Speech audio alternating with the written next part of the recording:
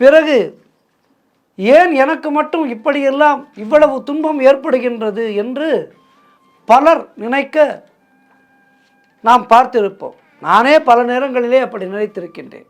மற்றவருக்கு ஏன் செல்வானே, நானே பல நேரம் அப்படி யோசித்திருக்கின்றேன். என்ன பாவம் செய்தோம், இப்படி துன்பப்படுகின்றோமே வாழ்க்கையிலே என்று. ஆக இந்த துன்பம், நோய்கள் என்று பலர் வருத்தப்படுவதை பார்க்கும்போது மனதுக்கு மிகவும் கஷ்டமாக இருக்கின்றது. ஆகவே முற்பிறவியிலே நாம் செய்த வினைகள் இந்த பிறவியிலே பிறப்பெடுத்து நம்மை அனுபவிக்க வைக்கின்றது. கர்மாவினால் எவ்வளவு மருத்துவர்கள் பார்த்தும் நோய் தீரவில்லை என்று புலம்புபவர்களை நிறைய பேரை பார்க்கலாம். அதே போல இந்த சாலை ஓரங்களிலே படுத்திருக்கின்ற ஏதுமற்ற ஏழைகளுக்கு உணவு, நீர், உடை,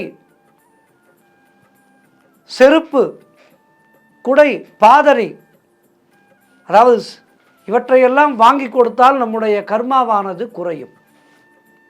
கர்மா குறைவதற்கான வழி வெறுமே போய் கோயிலுக்கு சென்று இறைவனை தரிசிப்பதோ புண்ணிய நதிகளிலே நீராடுவதோ அல்ல.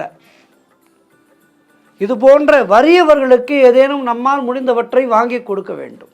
உடைகள் வாங்கி கொள்ளலாம், கொடுக்கலாம், வஸ்திர தானம் செய்யலாம், குடை தானம் செய்யலாம். நீங்கள் நல்ல வசதி உள்ளவர் என்றால் தினந்தோறும் ஒரு 100 ஏழைகளுக்கு அன்னதானம் செய்யலாம்.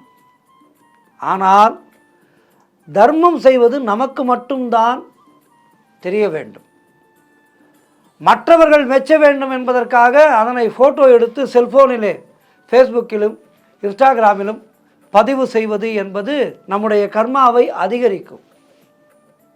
கர்மா குறைய வேண்டும் என்றால் மற்றவர்களுக்கு உதவி செய்வதை வலதுகை கொடுப்பது இடதுகை தெரியாமல் செய்ய வேண்டும்.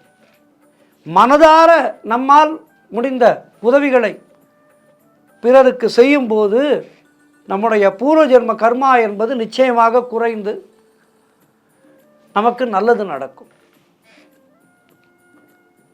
ஒருவர் கர்மாவினால் மிகுந்த நோய்வாய்ப்பட்டிருக்கின்றார் என்று வைத்துக்கொள்வோம். கர்மாவை குறைப்பதற்கு அவர் என்ன செய்ய வேண்டும்? இதுபோல ஏழைகளுக்கு ஏதேனும் வாங்கி கொடுக்க வேண்டும். அப்படி அவர் வாங்கி கொடுக்கும்போது அந்த கர்மாவினால் ஏற்பட்டிருக்கின்ற நோயானது அதனுடைய வீரியம் குறையும். முடிந்தவரை நல்ல எண்ணம், நல்ல செயல், நம்மால் முடிந்தவர்களுக்கு நம்மால் முடிந்த உதவிகள் அல்லது ஒரு ஆறுதலான பேச்சு, இது கூட